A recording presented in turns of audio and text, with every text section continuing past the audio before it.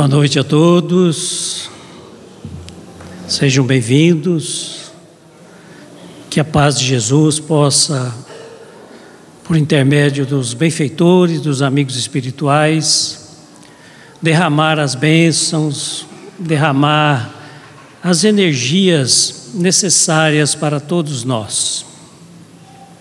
Nesta parte do nosso trabalho, nós trazemos a nossa reflexão sobre um tema do Evangelho. E hoje nós escolhemos a respeito das mensagens consoladoras da doutrina espírita. Nós vemos no capítulo 6 do Evangelho segundo o Espiritismo, intitulado O Cristo Consolador. E este capítulo é muito interessante, porque ele é logo depois do capítulo, o maior capítulo do Evangelho, que é Bem-aventurados os aflitos.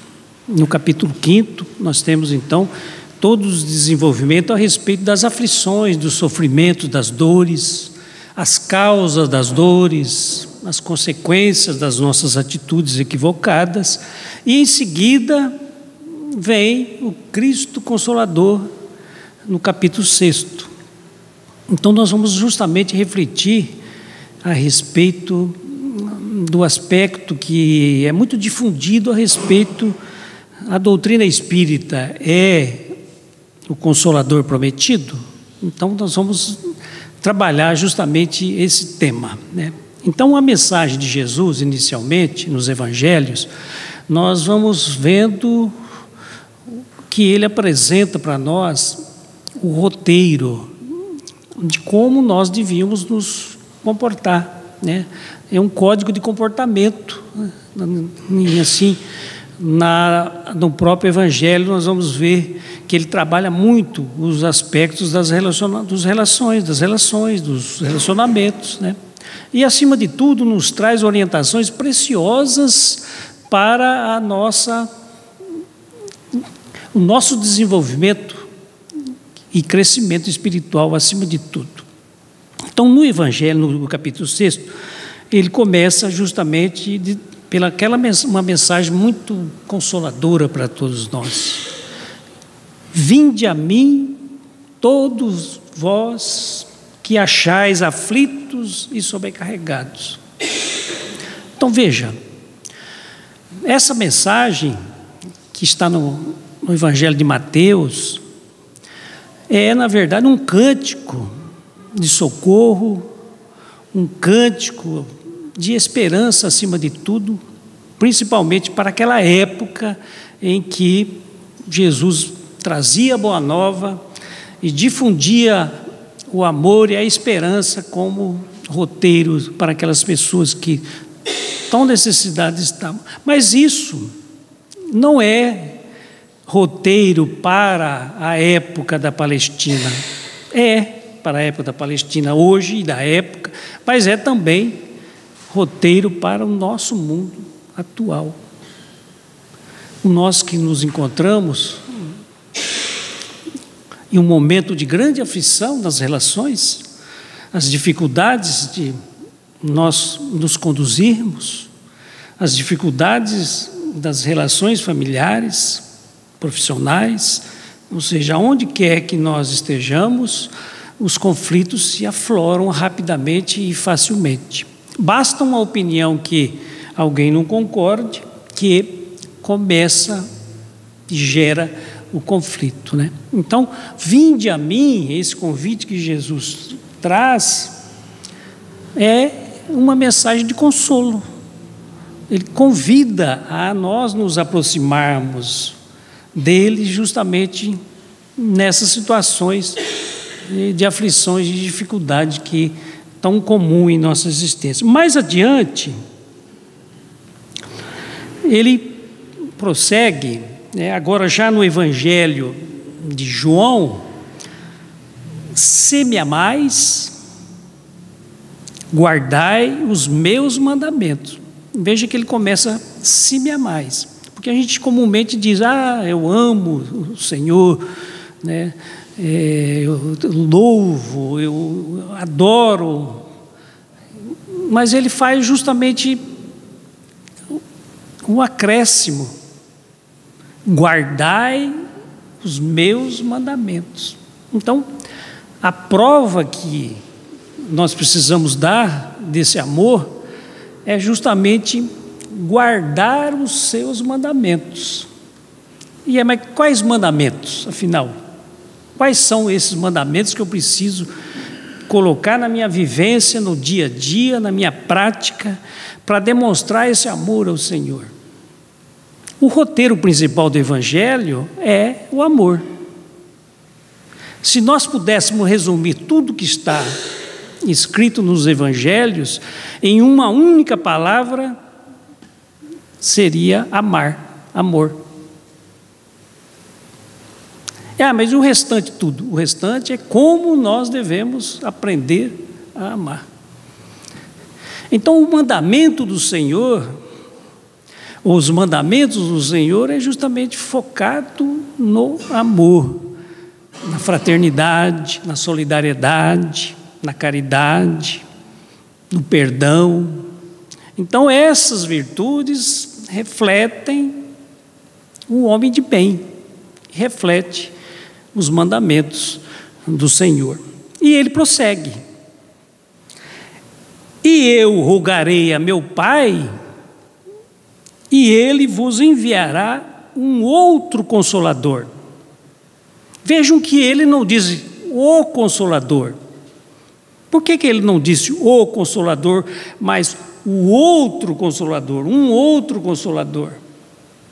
Porque ele já era um Consolador. Jesus, com a sua doutrina, com sua boa nova, que nos trouxe, já era na época um consolo. Ou seja, bastava ele se aproximar da multidão sofrida, com a sua mensagem, com a sua energia, que modificava completamente o ambiente. Quantas curas ele realizou justamente com essa energia poderosa de amor que ele manifestava. Então ele já era um Consolador. Então ele vem e diz: vou trazer um outro Consolador, a fim de que fique eternamente convosco. Aí nós pensamos, mas para ficar eternamente não pode ser uma pessoa. Não pode ser uma pessoa, porque a pessoa não vai ficar eternamente. Então, não seria, esse outro Consolador uma criatura humana. O que poderia ser? Uma doutrina, uma mensagem. E é justamente nesse aspecto que a mensagem espírita se apresenta, em razão, não porque foi codificada por Allan Kardec, não porque foi codificada e publicada o primeiro livro dos Espíritos, agora em abril, que foi publicado em 1857, não porque foi publicado o primeiro livro em abril e na França, que podemos dizer que a doutrina espírita é o Consolador prometido, mas a partir das verdades espirituais contidas no seu corpo doutrinário, nós podemos afirmar que a doutrina espírita pode se apresentar como o Consolador prometido por Jesus. E ele acrescentou na mensagem, Jesus falando, ele disse que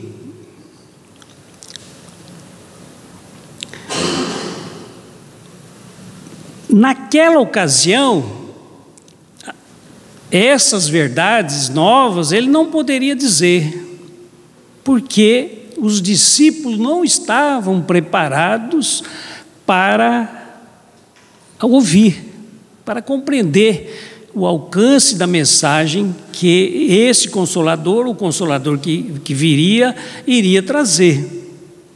E que, além de apresentar aspectos novos, iria nos relembrar de algo, ou daquilo que ele disse, daquelas mensagens. Né? Por quê? Porque nós esquecemos muitas dessas coisas. Né? Nós esquecemos, é muito comum, e pela precariedade da época e tudo mais.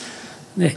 Então, esse Consolador vem para trazer coisas novas e para relembrar ensinos que já foram feitos na época, né? Que foram ministrados na época. Mas por que a doutrina espírita, então, pode se colocar como o Consolador prometido? Que verdades são essas que o Espiritismo contém, que se apresenta como o Consolador prometido? A primeira mensagem consoladora que eu vejo é justamente a imortalidade da alma. Mas aí vocês poderiam dizer, mas imortalidade da alma, todas as religiões, todas as doutrinas, em todos os tempos da humanidade, dizem exatamente isso. O que é que o Espiritismo tem de diferente que essas outras doutrinas não têm, para dizer que a imortalidade da alma é uma mensagem consoladora? Deixa eu fazer um parênteses aqui, para justamente nós enfocarmos um aspecto histórico. Os pesquisadores, os teólogos, que estudam as religiões, eles chegaram à conclusão que 4 pontos são comuns a todas as religiões em todas as épocas.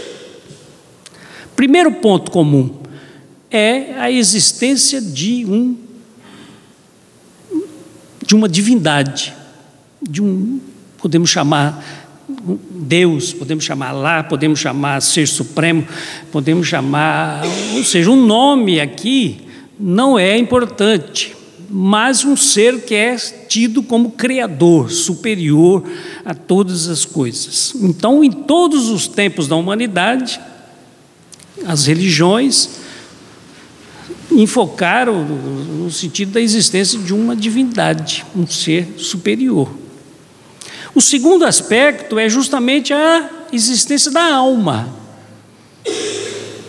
Ou seja, uma porção existente em cada um de nós, era desse jeito que eles se referem, o estudo, uma porção, uma essência que sobrevive à morte do corpo físico. Então, a imortalidade da alma é comum a todas as religiões e as culturas, ou seja, religiões que nunca tiveram contato entre si, mas trabalham nesse sentido de que existe algo nosso, na nossa essência, que sobrevive à nossa morte do corpo físico, e é justamente que nós chamamos de alma ou de espírito. O terceiro ponto comum entre as religiões é a existência de um código de conduta, que é centrado no amor ou na prática do bem. E o quarto ponto é um julgamento pela divindade, essa divindade que nós falamos no primeiro ponto, em relação ao cumprimento ou não desse código de conduta. Então a alma retornaria para o mundo espiritual e seria, entre aspas, julgada conforme o código de conduta. Se fez o bem, ia para um lugar, destinado a um lugar bom. Se fez o mal, se não cumpriu o código de conduta, se desrespeitou o código de conduta, iria para um lugar de sofrimento, um lugar inferior. A doutrina espírita, nesse sentido, se nós olharmos o Livro dos Espíritos, nós vamos ver que o Livro dos Espíritos tem 4 partes, ou 4 livros. A primeira parte do Livro dos Espíritos chama-se Deus e a Criação. Ou seja, está em consonância justamente com o primeiro ponto comum entre todas as religiões, a existência de uma criatura suprema, um Deus. A segunda parte do Livro dos Espíritos trata da vida no mundo espiritual, as relações do mundo físico, mundo espiritual e a relação entre os espíritos. É comum a existência da imortalidade da alma, o segundo ponto comum entre as religiões. O terceiro ponto, o terceiro livro do Livro dos Espíritos é as leis morais, que diz respeito a um código de conduta, ou seja, a existência do amor, a existência da prática do bem e tudo que envolve esses aspectos. E a quarta parte do Livro dos Espíritos, das esperanças e consolações, diz respeito às consequências da nossa existência quando voltamos para o mundo espiritual, ou seja, do chamado julgamento. Então vejam que a doutrina espírita, em síntese, ela reflete justamente o pensamento das religiões em todos os tempos. Mas voltando então à imortalidade da alma, nós fazemos a pergunta novamente, mas o que a doutrina espírita tem de diferente que trata a imortalidade da alma como uma mensagem consoladora? E que consoladora que é? Nós sabemos que o nosso familiar, o nosso ente querido, aquele que retornou para o mundo espiritual, ele está vivo. Morreu o corpo físico, ou seja, o corpo físico foi baixado à sepultura, mas a alma, o espírito, sobrevive incólume no mundo espiritual. Mas como saber disso? Vejam que não é a doutrina espírita alguém que falou, alguém que escreveu, mas mensagens reais que nós podemos começar no século XIX, na época da codificação, quando os espíritos se apresentavam aos médiuns da codificação e traziam as informações. Muitos deles se materializavam nas reuniões espíritas. Na época, no século XIX e no início do século XX, era muito comum os espíritos se fazerem presente fisicamente nas reuniões através das chamadas materializações.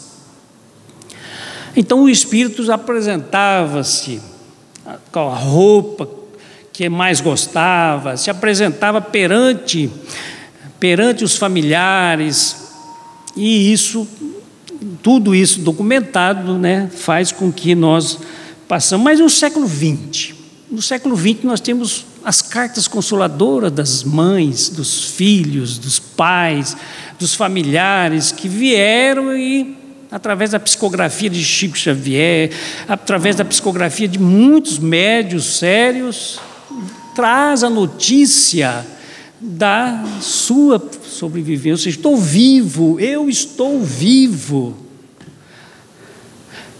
Mensagens que, pelas datas, pelos nomes, pelas peculiaridades que eram trazidas, jamais poderia um médium ter conhecimento. Mensagens reais. Então nós vamos vendo que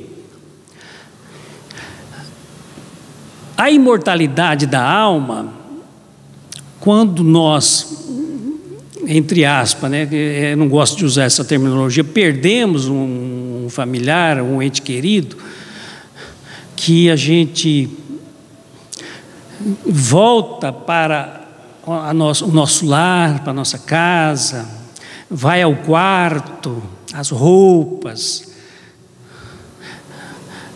e de repente você tem a possibilidade de receber a informação de que aquele familiar, aquele ente querido, ele não morreu.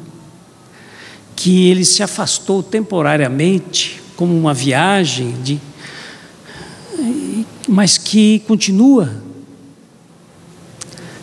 a sua caminhada, continua a sua trajetória, continua, e teremos a oportunidade de reencontrá-lo.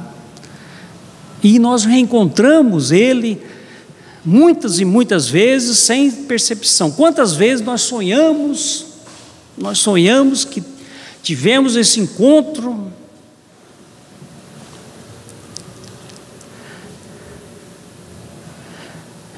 É consolador demais. É consolador demais, né? Saber, então, que os nossos entes queridos, os nossos familiares, continuam a sua trajetória. Mas aí, e tem uma frase que Emmanuel colocou por Chico Xavier, que eu acho fabulosa. Ela diz assim: mais forte do que a morte de um filho, só existe uma coisa: saber que ele continua vivo, saber que os nossos amores não morreram. Então, esse consolo que a imortalidade da alma, como um dos princípios espíritas, dá, sim, traz a nós um consolo muito grande. Mas aí poderia dizer assim, uma mãe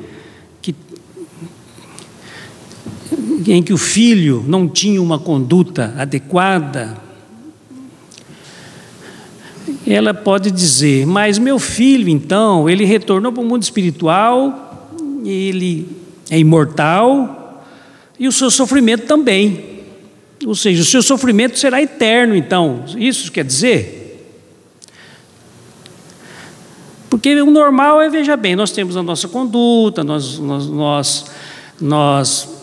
vamos passando o tempo, vamos envelhecendo, chega um momento que a gente retorna ao mundo espiritual, ou seja, uma situação normal. Mas há situações em que há uma previação, ou seja, um suicídio, né, uma situação de violência, e isso pode gerar, principalmente a questão do suicídio, né, que existe uma cultura, talvez não de informação adequada, de que o ente querido estará sofrendo eternamente.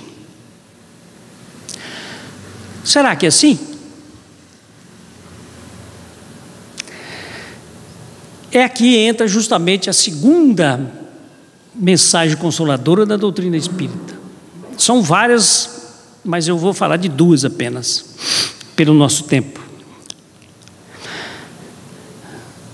A doutrina espírita nos diz que, pela lei de progresso, pela lei de evolução, todos nós seremos felizes. Há um determinismo divino no sentido de que todos nós alcançaremos a perfeição espiritual, ainda que a perfeição relativa, mas alcançaremos a perfeição espiritual. Isso está na questão 116 do Livro dos Espíritos. Então todos nós seremos felizes. Mas aquele que suicidou, aquele que teve uma conduta inadequada durante toda a sua existência, ele, no primeiro momento, passará pelas necessidades, pelo sofrimento que é inerente à sua condição espiritual.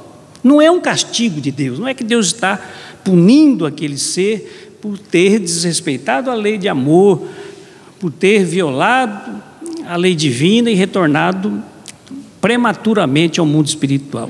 Não, é a sua condição espiritual que faz com que, durante um período, ele passe por um estágio no mundo inferior, ali se despojando das energias que continuam com ele, enfim. E o exemplo está, quem assistiu o filme Nosso Lar, viu no André Luiz, o espírito André Luiz, quando ele retorna para o mundo espiritual, durante 9 anos ele continuou e habitou ali no mundo inferior, né? E depois foi resgatado e todos nós sabemos a evolução que ele teve no mundo espiritual. E o livro Memórias de um Suicida, de Ivone Amaral Pereira, é um verdadeiro cântico de consolo. Ele traz a história de Camilo Botelho, que suicidou e depois vem e narra por Ivone Amaral Pereira, né, a sua trajetória. Então, durante 52 anos, ele permaneceu no mundo espiritual, do desencarne até a nova encarnação, 52 anos. Mas se nós batermos uma fotografia no dia que ele retornou ao mundo espiritual, pelo suicídio, e depois batermos uma outra fotografia quando ele vai reencarnar, 52 anos depois, nós vamos ver a diferença. Passou pela fase de sofrimento, foi para o hospital espiritual, foi para o educandário no mundo espiritual, foi se preparar para a reencarnação. Então, meus amigos, todos nós seremos felizes. Podemos ser felizes agora, já, começar agora. Ou seja, vinde a mim. Podemos começar a trabalhar os mandamentos que Jesus nos deixou. Podemos começar a trabalhar as verdades espirituais da doutrina espírita. E melhorar as nossas relações.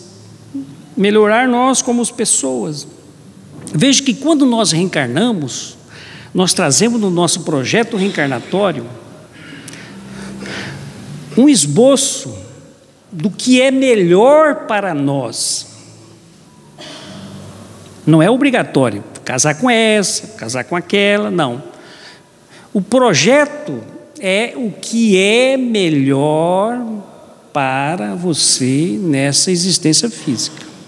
A profissão, o local que vai nascer, a família, as condições econômicas, ou seja, todo um aspecto que há necessidade do espírito e também o que ele pode trabalhar e o que ele pode devolver. Mas dois aspectos são fundamentais. O primeiro é o planejamento exterior. Vai ser médico, vai ser advogado, vai ser trabalhador braçal, vai ser... Ou seja, é melhor para você que seja nessa ou naquela, naquele outro, trabalhar na ética, trabalhar na religião, ou seja, uns aspectos exteriores. Mas era para ser médico e largou pela metade. Perdeu a encarnação? Não perdeu a encarnação. Porque ele optou ser comerciante. O que os espíritos fazem? Já viram o GPS? Rapidamente reprograma a existência física, aproveitando tudo que a nova atividade do comércio pode dar. Vai trabalhar com pessoas, com imposto, com cliente. Ou seja, o aspecto médico que ele precisava fica guardado. Uma próxima existência, se for necessário. Mas o aspecto material, então, todos nós temos esse, mas tem um outro aspecto que é o aspecto interior.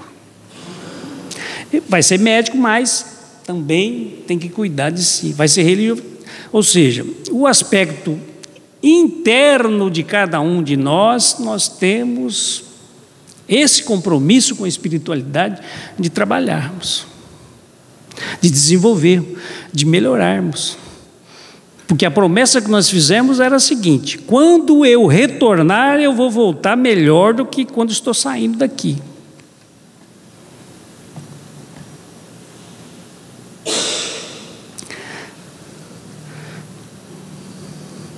Então, o que nós podemos extrair?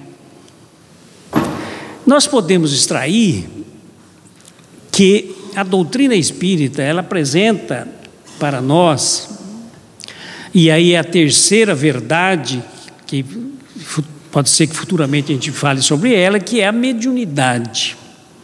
Que nós temos, todos nós, diz a questão 159 do Livro dos Médiuns, que nós somos médiuns. Uns temos uma janelinha pequenininha da intuição, outros têm um janelão.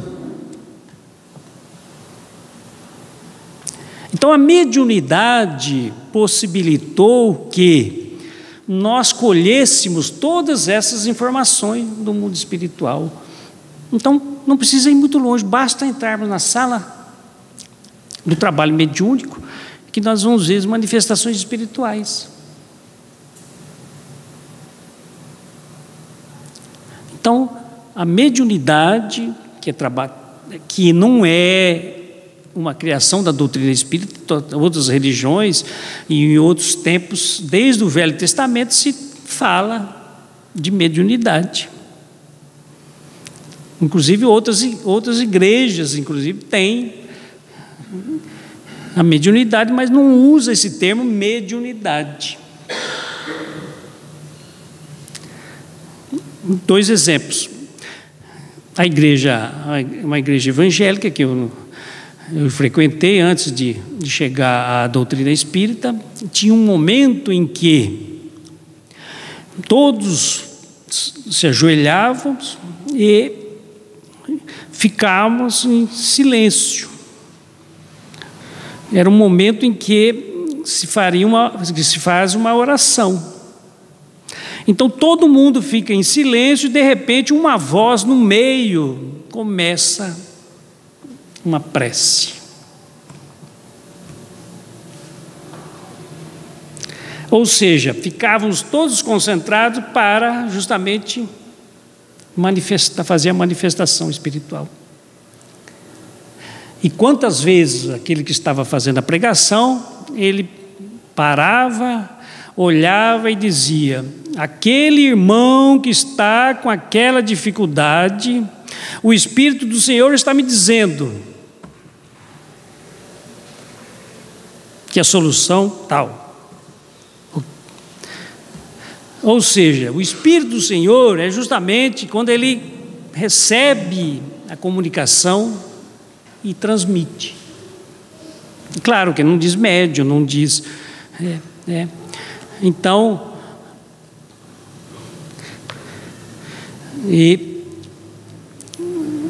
a mediunidade sempre existiu. No Velho Testamento nós vamos encontrar diversas manifestações espirituais, até proibição de manifestação, porque tornou-se tão rotineira a manifestação espiritual que as pessoas, antes de fazer um negócio, queriam se comunicar com os espíritos para saber se o negócio era vantajoso ou não, se podia fazer aquele negócio ou não. Então Moisés vem e diz: olha, não tem mais esse negócio de comunicação espiritual, acabou. Mas não é por decreto que se acaba com a faculdade mediúnica. Então, a faculdade mediúnica é esse ponto que nós recebemos do mundo espiritual, que nós temos a possibilidade de encontrar com nossos entes queridos, de conversar com eles, às vezes, enquanto o corpo está dormindo, e aí, às vezes, tomar alguma decisão. Aí diz: a noite é uma boa conselheira, mas a noite não é boa conselheira, porque a noite não dá conselho, mas aqueles espíritos que estão à noite que, sim. Então a pessoa às vezes brigou no dia anterior e diz: eu vou jogar tudo, a mala dele, vou jogar pela janela, vou acabar com tudo. No dia seguinte, parece que tem um encontro à noite, o benfeitor diz: olha, minha filha, calma. Aí no dia seguinte, pensando bem, né? Pensando bem, não vou fazer isso, né? Então, meus amigos, que possamos ter essa experiência consoladora de fé.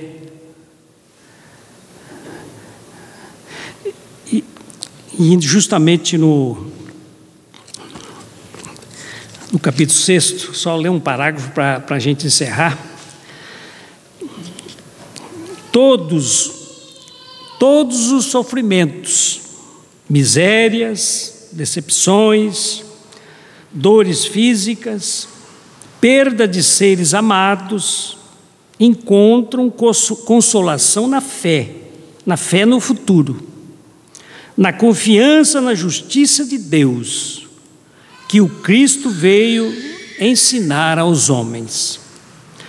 Sobre aquele que, ao contrário, nada espera após esta vida, ou que simplesmente duvida, as aflições caem com todo o peso, e nenhuma esperança lhe mitiga o amargor. Foi isso que levou Jesus a dizer: vinde a mim, todos vós que estáis fatigados, que eu vos aliviarei.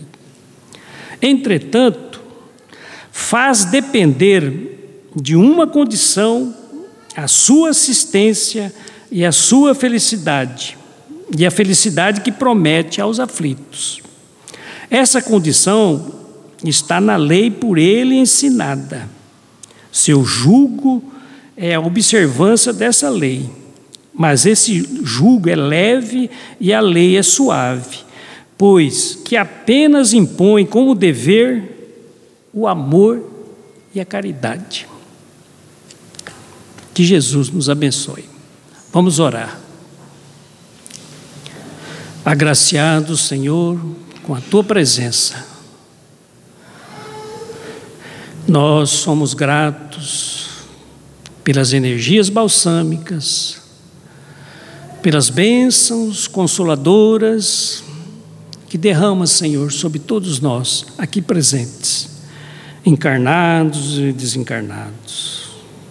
E que esse amor, Senhor, possa nos alcançar e com ele possamos permanecer, levando as nossas famílias aos lugares em que estivermos. E assim, certamente, o consolo da fé e da esperança estarão conosco, não só hoje, mas sempre. Que assim seja.